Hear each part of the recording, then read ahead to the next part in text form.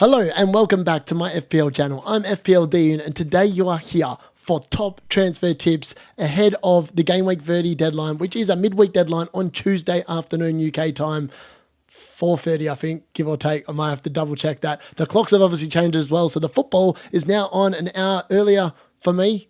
I think that's how it works. Hour later for you guys in the UK. I don't actually know. But either way, it's brilliant because on Sunday night now, when Man United play, because we're always in the Europa League, I'll be able to watch it and have a little bit more sleep, which is nice. With that being said, obviously, lots of things have changed because of the FA Cup, and I will be covering that really quickly as well at the start of this video.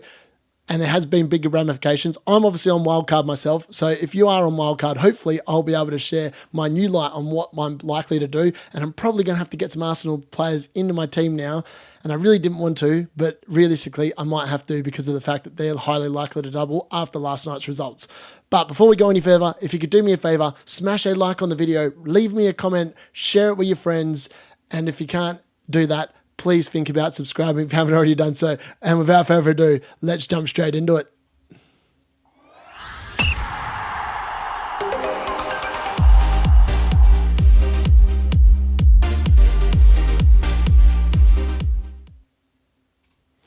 So, the FA Cup recap. What were the results overnight? Well, I can tell you what happened overnight. Fulham got absolutely spanked yet again by Crystal Palace. It turns out that those teams play better against each other away from home. And Crystal Palace again showed us that they are super good away from home. 3-0 win here. Very easy win for them in the end. The first 30 minutes, I thought Fulham were definitely on to beat them. And then Crystal Palace, Eze, amazing goal, showed up. And look, we're going to talk about Eze and Sarah a little bit later on in the top transfer targets for this week. But they both looked really good. The one player that didn't look too flash, I don't know if it's because he was putting me off because he was wearing the mask or whatever, was Mateta. And obviously Brighton lost to Nottingham Forest on penalties minus Chris Wood. Chris Wood was not available, and then Nuno didn't give a very helpful update after the game either, basically inferring that Wood might be out for a little while. Not good for Wood owners like myself, but I'm going to be losing him anyway on Wildcard, so that's neither here nor there. But it does mean that Nottingham Forest potentially may not actually blank. So the blank game week 34 might be a little bit better. So let's have a look at what it actually means. At the moment, Preston are playing Aston Villa. It's 0-0, 19 minutes gone. Ollie Watkins is ironically on the bench. So he is fit, but he's on the bench. And Marco Asensio starts with Marcus Rashford up top. So that could be interesting with some ramifications down the line for what Villa assets you want to go with. So the fixture's still in doubt. Now, Arsenal versus Crystal Palace is 100% in doubt now. And it's highly likely that that will blank in game week 34, along with probably Man City, Aston Villa, unless Man City lose to Bournemouth and Aston Villa somehow lose to Preston. But at this time of the recording, Aston Villa is still drawing with Preston. So you would think that Villa are going to do the job there. Man United versus Bournemouth obviously still in doubt as well, depending on that result from Bournemouth versus Man City. But the Nottingham Forest one. Now, this is highly unlikely. It's highly likely this game will stay in game week 34. Due to the fact that Forest are involved on Monday Night Football in Game Week 33 and Game Week 35. And look at that. I put this with a double I. I mean, I looked at these slides so many times before I whacked them up and I still missed a spelling error. I've always got to have one every video. So there you go. There's this one. So that does mean that in Game Week 34, we now know Chelsea versus Everton is on. Liverpool versus Spurs is on. Wolves versus Leicester is on. Newcastle versus Ipswich is on. Southampton versus Fulham is on. And Brighton versus West Ham is on. So look, there are a lot of games on and there is every chance this could be a blank game week, a bit like blank game week 29, where it's just two fixtures that are blanking. So it could well be that it's Arsenal versus Crystal Palace and Man City versus Aston Villa, depending on the results tonight, that only blank in 34. And therefore, the free hit 38, as part of my strategy, is definitely looking like a massive play if it stays this way and I nail the wildcard draft. Like, essentially, I'm on here. I reckon I'm on. So, recapping the fixture difficulty rating, now with that new information that we've got. So Arsenal, as I said, I wasn't really intrigued in getting their assets at all, but the fact they're going to be doubling in 33 and almost every man and his dog is going to own at least two of the Arsenal defenders basically means that I probably have to do exactly the same. As much as it pains me to do it, I'm probably going to have to do it and bite the bullet and suck it up. And obviously I'm going to have my 3 Newcastle, 3 Crystal Palace assets in line from game week 30 to 33. Now that Palace are likely to double as well, I'm probably going to hold their assets through to game week 34 and then just sell them, all three of them en masse, game week 34, because I don't really like their fixtures that follow. 35, 36, 37, 38 are not amazing fixtures. Yes, they've got Wolves in 37, but Nottingham Forest at home and then Tottenham away. I mean, you could hold them, I suppose. It just depends on what kind of form Palace are in, but they would be easily sells, a bit like they were in game week 29. Obviously, as well, Liverpool do have to be... if Liverpool win the league around 33, 34, 35, it's going to be very interesting, like the way that they play. Maybe they just start smashing goals, the pressure's off, I don't know, or maybe they take it easy, start rotating, I'm not really too sure. Spurs just don't go anywhere near them. I know they've got Southampton and Wolves after this week, but my God, that team is useless. Do not go there. Wolves, I wouldn't be going there either. I'm probably looking... I mean, Wolves fixtures look pretty good on paper, right? It's just a problem is that the ones that you want are suspended, Cunha, until game week 33, which is not ideal. And then you miss out on Ipswich, you miss out on West Ham, you missed out on Southampton already as well. I just think, yeah, essentially, that's all you need to know. But now that game week 33 is a little bit more clearer, even without the fixtures being announced, it does make it a little bit easier to plan, especially if you're on wildcard like myself. So, onto the assistant managers with table bonus. Now there are 7 this week. Now, if you're one of those people that you wanted to go a week early, I would recommend you just hold for the double-double of your assistant manager chip. 32 to 33, you're going to have a guaranteed double-double for Crystal Palace. You might have 4 table bonus games in there, depending on results and how they go over the next couple of games. So for me, I just wouldn't be going anywhere near the assistant manager chip. But if you're someone that wanted to go a little bit early, I would suggest that Amarin and Frank have really good opportunities. Newcastle have been boozing it up on the bus over the weekend, and who knows what kind of state they will show up in to this game against Brentford. I'm hoping it's good because I'm going to have 3 Newcastle assets. I may even have 3 starting in my team this week.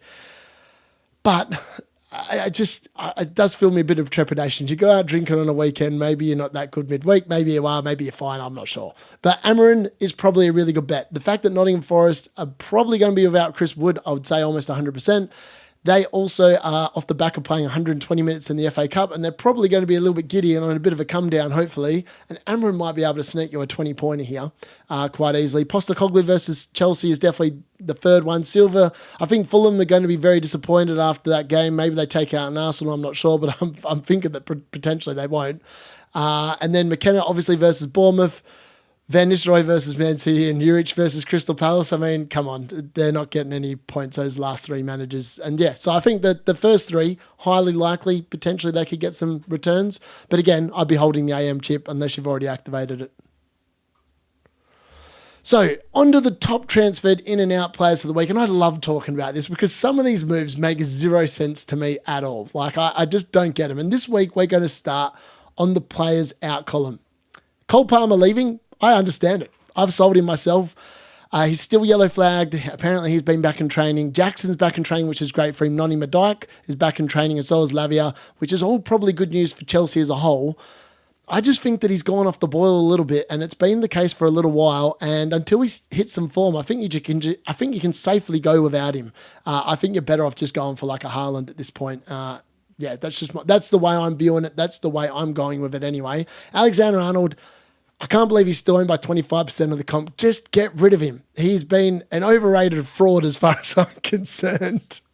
I haven't enjoyed owning him the 2 times I've owned him this year. He's definitely been a waste of money, and I'm glad to see the back of him, and good luck at Real Madrid.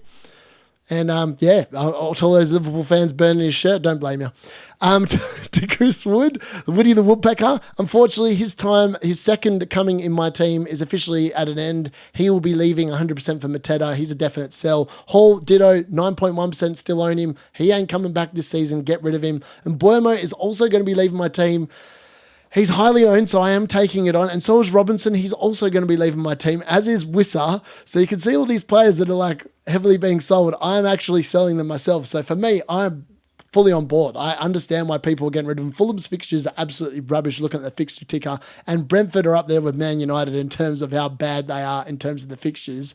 Pickford, Everton, absolutely horrible. And Beto, that also makes perfect sense why people were getting rid of him. Cunha's obviously suspended for the games you actually want him to play. So again, I still can't believe 7% own him. Aina, I don't understand this one quite so much. Nottingham Forest have been unbelievably good defensively, and I think that I don't know where you're going from Aina. Unless you're dropping down to Milinkovic and saving 0.5 mil, maybe. I understand that bit, but I'm not sure. Bruno Fernandes selling him. I'm going to keep him. I'm legit going to keep that man on wildcard. He has been so good for me. And I can't say no to the man. I can't say no to the man at all. He's just going to continue to stay in my team. I think now through to the end of the season. He is Manchester United. Ollie Watkins, he's on the bench in the FA Cup. I don't know if that's because they want him to get fit for the league. I'm not sure. Again, I just think there's better forwards. So for me, he's definitely a sell. Ditto João Pedro. These forwards are perfectly fine. It's just there's 3 Uber forwards from this week for like the next 4 weeks. It's Isaac, Mateta, Haaland in that order. So for me, any other forward is a sell if it means you're bringing in those 3. I think they're going to be very consistent over this period of time. Gordon, I understand why people are selling, but I think potentially this is a little bit premature. I think that he's probably going to be fine. And obviously after this week, he'll be good for the Leicester game, hopefully, touch wood, if we hear from Eddie Howe. And they'll be really good. Like, he'll be a great asset there. Raul Jimenez, again, another forward. I understand why people are selling him. Matoma, again, Brighton now know not going to be doubling in 33, but Brighton actually do have a really nice run of fixtures, so I'm surprised that Matoma is in the top 20 sold players this week. Mikolenko, again, his Everton's run of fixtures is garbage, and, he's yellow flagged, which is never ideal. Mateta, I don't know why Mateta and Bowen are on this list. Like, Bowen has an amazing fixture this week with Wolves. He's got Southampton in 3 weeks' time. Yes, the 2 after this week are not that flash. But Jared Bowen is I would love to have him on wildcard. I just don't think I can afford it with having to get some Arsenal players now because of last night's results. And Mateta, I think this might have been people thinking he wasn't going to be fit and selling him because I don't know why anyone else is selling him. So the top transferred in players this week, Bruno Fernandes off the back of that massive 17 points. He's already had a couple of price rises. 8.6 million he's going to cost you now. I still think he's great value. He is Manchester United and he has been involved in 12 of the last 14 goals Man United have got. So what is there not to love there? I think he's brilliant. Marmoush, this is a transfer I do not understand. We've already seen Marmoush be the victim of Pep Roulette. In 7 games, he's only returned in 2. Yes, the 2 games he's returned in out of those 7 have been absolute monster hauls. But, 2 in every 7, like, that's just not good enough. And, like, if you're going without Haaland for Marmoush, I think you're rolling a big dice. Marmoush's data is nowhere near as good as Haaland's. Haaland's still on penalties. Yes, you're paying double the price for him. In fact, more than double the price for him. I just think that he's a guaranteed lock. He ain't going to be getting Pep rouletted. Marmoush has already been shown that he can be Pep rouletted. Yeah, that's the reason why I'm not keen on Phil Foden and Savinho and others at the moment. You just don't know who's going to start. And for me, that is danger game. And we're at the point of the season now where you can't be affording to be going with a player like that, taking up that budget and not actually starting for your team and worrying about it every time the lineups get dropped. Isaac, 100%. I brought him back in on wildcard. He's an amazing asset. Ismaila Sarr, Munoz, Mateta, they are all on this list. I'm surprised that Eze's not in the top 20 transferred in players as well. I think he's just outside. But again, all these players, absolutely fantastic. They're brilliant players and you probably want... It's a shame you can't have 4 or 5 Palace assets because I'd have 4 or 5. Mo Salah, again, these are probably the people that sold him last week, bringing him back in. Unlucky if you took such a value hit on him, but I just don't know why you would have just hold him for the week. Kirkes, again, ditto. He's brilliant. I can't believe I bought him at 4.4 million and he's now up to 5.2. Absolutely crazy. And he's got a nice little run of fixtures as well. And him and Clive are definitely the 2 Bournemouth assets you want in your team. I'm not getting a third and they're probably going to be like that. Erling Haaland for me is definitely, he should be where Marmoush is. As far as I'm concerned, those 2 should be swapped. I think, watch me eat my own words when Marmoush outscores Haaland, but I'm pretty confident Haaland's going to outscore Marmoush. Milinkovic, I still think is the best defender in the game, and I think that everyone should own him. I'm still shocked that only 10.2% of people own him. I'm very thankful that only that amount of people own him because it means that every time he returns points, I'm getting a massive leg up on the competition. Vardiol, I looked at him on Wildcard and a Wildcard draft. I just don't understand what the hype is. Since Marmoush has come in, ironically, Guardiola has not been getting anywhere near as far forward, and Man City keep conceding goals. Even against the crap teams, they are conceding goals. Langa, he's a really good buy if you're after a cheap enabler. I don't mind that one. Mateta, again, ditto. Gabriel, I can't believe this. I was going to say he's a horrible buy at that price, but I think I'm actually going to buy him myself now on Wildcard, so I can't say that anymore. only because of the fact that he's owned by 30.7% of the comp, and I just can't afford to take that on, I think, when I'm ranked 1,054, you know what I'm saying?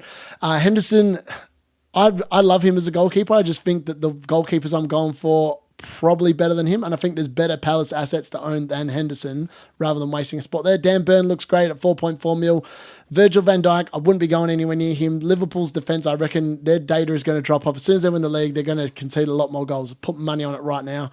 Jacob Murphy, I really love him. 3.8% ownership. I've owned him at the very start of the season. I think I'm going to own him for the very end of the season as well. He is someone that I'm actively looking to bring into my team this week.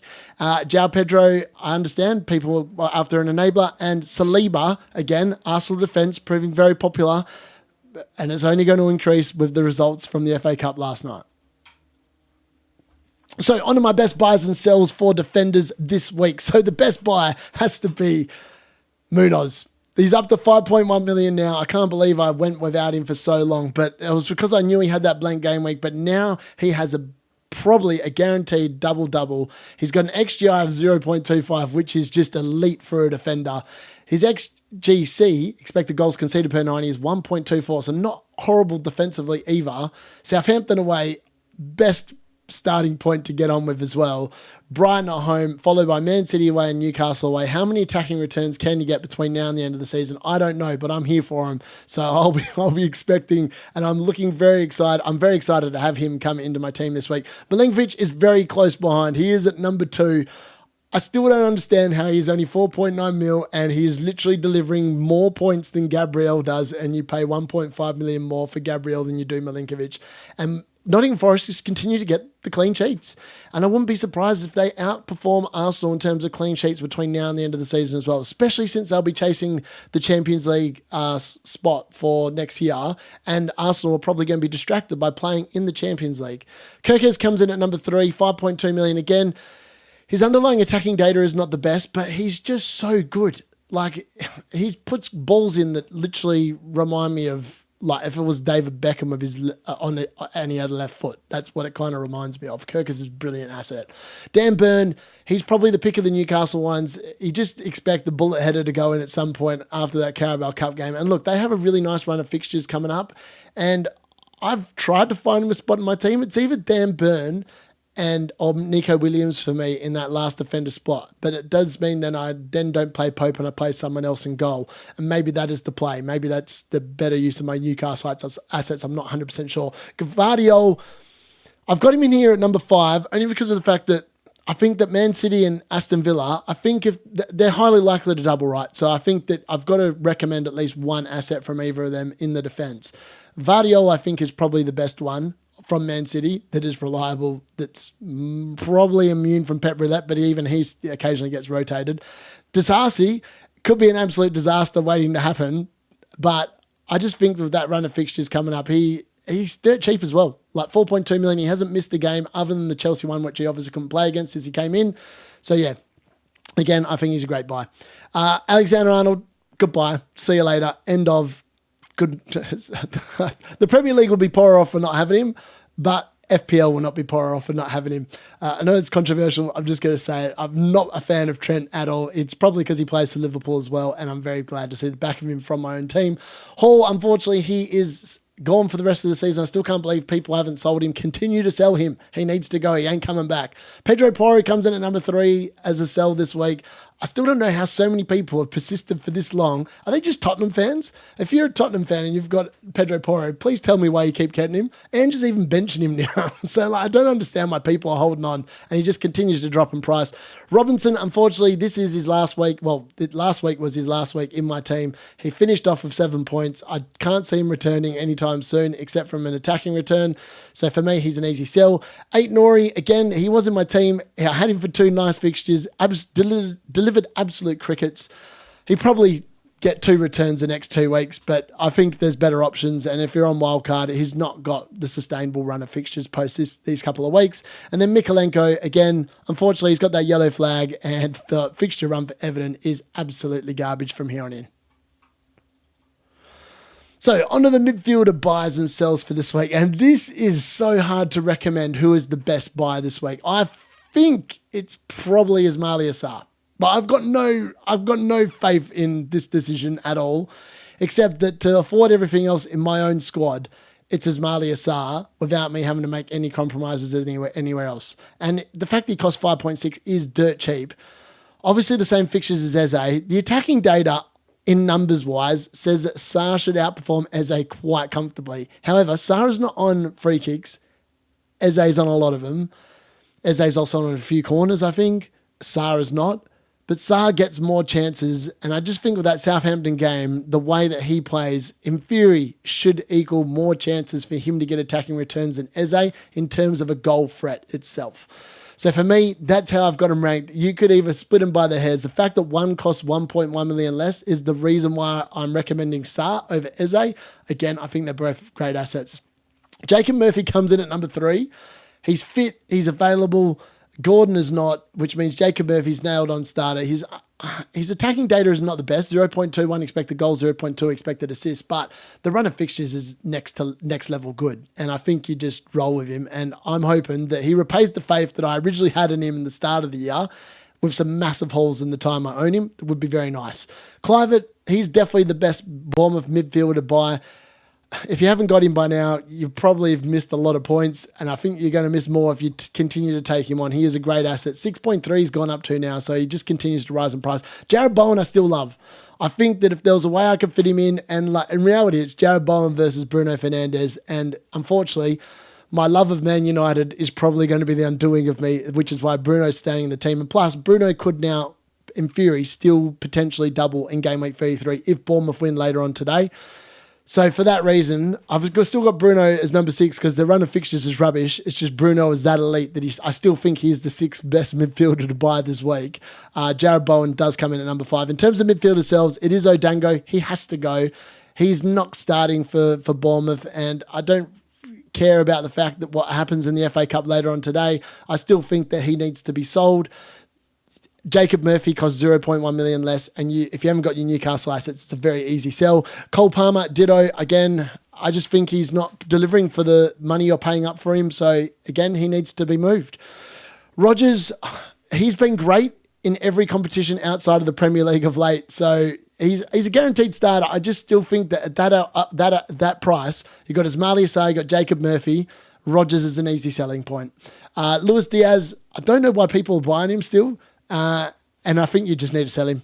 As I said, he's again rotation risk. Cody Gakpo's back and fit, and we've seen from slot he quite often rotates Luis Diaz to the bench. Semenyo, he's on here, even though they've got a nice little run of fixtures. He's on 9 yellow cards, so as soon as he gets that 10th one, if you're on Wildcard, you need to address that. Just get rid of him. He's probably going to get that 10th one before game week 32, which means he'll then miss 2 games, which is highly annoying when that's about 25% of the games left. And Brian Mbeumo, unfortunately, that run of fixtures means that he also comes in at number 6 this week. I hate to see him go, but he will be going on my wildcard draft. I just can't see a world where I want to keep him this week. So, the best forward buys and sells this week, and it is Isaac number 1.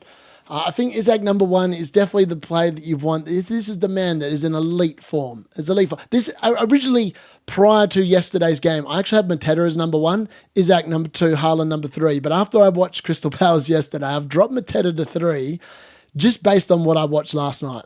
But Palace fans tell me that in general, that's how Mateta plays, and quite often he just gets the chances and he scores. So I'm happy to still have him in the top 3, and I think he still is in the third best forward to have this week. But I think Isaac's definitely a number 1 buy. You've got to address that. He is going to rise in price before the deadline. I would suggest 100%. Erling Haaland, again, you've got the Leicester fixture right in front of you. He is the obvious captaincy choice this week. I think he's better than Mo Salah, and I'll be captaining him in my team this week. And I just think that the Norwegian beast, he could finish with a flourish. I really think he could finish with a flourish. So for me, I'm quite excited about that. Mateta, again, with that double game week and the double-double now confirmed, and we know that he's back playing. Yes, he's in the mask. Hopefully he's not in the mask for too long and he's back to normal. But hopefully with that Southampton game straight off the bat, you expect him to deliver points. If you are after a cheaper option, Valinson's definitely the one. 5.7 mil, Ipswich at home, West Ham away, Fulham at home. He's got great underlying data as well, as we can see there, and he only costs 5.7. A great option to have. Strand Larson, again, he is yellow flagged. Apparently he's got a hand injury, but no one's missing with a hand injury unless you're a goalkeeper. So he'll be fine. Again, he's off the back of 2 ridiculous goals that still don't know how they went in. Aaron Ramsdale made a meal of them. But he's got 2 really nice fixtures in front of him, and he's guaranteed to be starting with Cunha out of the team. Cody Gakpo is actually a really interesting option. Liverpool have a nice run of fixtures, and Slot loves him, and he's back fit, and he was playing for the Netherlands, so I can't see any reason why he wouldn't start here. Cunha is definitely a sell. He's not going to be serving you any purpose, and for another 2 or 3 weeks, he's just got to be sold. Chris Wood, the Woody Woodpecker, as I said, unfortunately, his run, I think, in my team for the season may have just finished. Unfortunately, that injury is probably the death knell for him. He's obviously not scored the last 3 or 4 Premier League games as well. Beto, that fixture run, along with Raul Jimenez and Wissa, for that reason, those 3 forwards have the hardest runs of fixtures coming up. They have to be sold for that very reason. They're easy sells for any of the ones above. And João Pedro was benched in the FA Cup. I don't know if that was because he was travelling back from Brazil, but that was disappointing for his owners. And I just think that in reality, he's probably the one. Like, I understand it. I think there's just better options. And for that reason, he's also a sell this week. So, my made transfers so far on Wildcard 30, this is what I've done so far. So, I can tell you that Palmer, Wissa, Fabianski, and Creswell have all been moved out of my team already. I've guaranteed they have definitely moved. And so far, at the moment, it's Isaac, Pope, Munoz, and Ismail Assar. Now, Munoz is definitely staying. Isaac's definitely staying. Pope and Ismail Assar could become other people. Still not sure on that one. But that's where I'm at the moment. I'm pretty confident those 4 are going to stay. And now I'm going to show you what my actual wildcard draft is looking like. And I only concocted this today when I thought about it, and I thought, if Arsenal double, everyone's going to have them. If they keep some clean sheets and I'm not on it, I'm just going to be missing out, and my rank is going to be just falling down the gurgler. So for that reason, I've now concocted this new wildcard draft. So you can see the current squad there prior to the start of the game week. So I had Areola, Fabianski, Kirkes, Creswell, Robinson, Aitnori, Milenkovic, Palmer, Bruno Fernandes, Mo Salah, Buemo, Kluivert, Wissa, Haaland, and Wood. That was 108.1 million squad value. The team on the right, as I said, I've already bought in Munoz, I've already bought in Pope, I've already bought in Ismail Assar, I've already bought in Isaac. So and the players that I've left are obviously Wissa, Palmer, Creswell, and Fabianski. Now, I can actually create this squad for and the squad value was 107.2 with nothing left in the bank, which is normally a sign that is what you should do. At this time of the year, if you're going to wildcard, spend it all up. Now, because of the fact that Nottingham Forest are highly likely to hopefully not blank, that means that I'm kind of setting myself up well for blank game week 34 at the same time as preparing myself for double game week 33. So with the 2 Arsenal assets in there, Raya and Gabriel, I cover myself there. I still have my 3 Palace assets. I've already got 2 Bournemouth assets in case they beat Man City. And then I've got Bruno Fernandes as well, which is probably realistically the only Man United player I actually want from their squad. Maybe I could bring in Onana, but I just don't think it makes a hell of a lot of sense. In terms of the actual other players, Aston Villa obviously have some great assets, right? Maybe if it's Aston Villa versus Man City in that double game week 33, potentially Bruno Fernandes could drop down to an Asensio, or maybe a Kluivert becomes an Asensio, and I attack it that way. I'm just not too sold on Aston Villa doubling. Because of all their fixtures and the pile-up, I'm not convinced they're going to be the best. I didn't own any of them in their double game week 25 either. So I'm thinking along the same lines of that they're in Europe. They're going to be exerting themselves all over the place. Eventually it's going to start telling, and maybe they're just not very good assets to own. So for me, I'm kind of ignoring them, and I am going with Haaland. Now, if the Haaland experiment doesn't work, and all of a sudden Phil Foden and others start popping off, it's very easy. I'll just be using my transfers to move Haaland out and fix up the midfield with a few more expensive assets. So that's what I'm thinking at the moment. Obviously now I have got the Arsenal players in there. For anyone that was wondering why I didn't have Arsenal players, it's because I didn't think they were going to double. I honestly thought Fulham were going to win last night. They didn't. So now I've changed my mind a little bit. This is what I'm looking at. Again, that's exactly 107.2 million squad value. Let me know in the comments if you are wildcarding it, if your wildcard has changed overnight based on the results, and what it's likely to do if it changes again tonight based on the results. So that brings me to the end of my transfer tips for Game Week 30. Look, let me know if you disagree, if you agree with any of the players I've recommended to sell, to buy.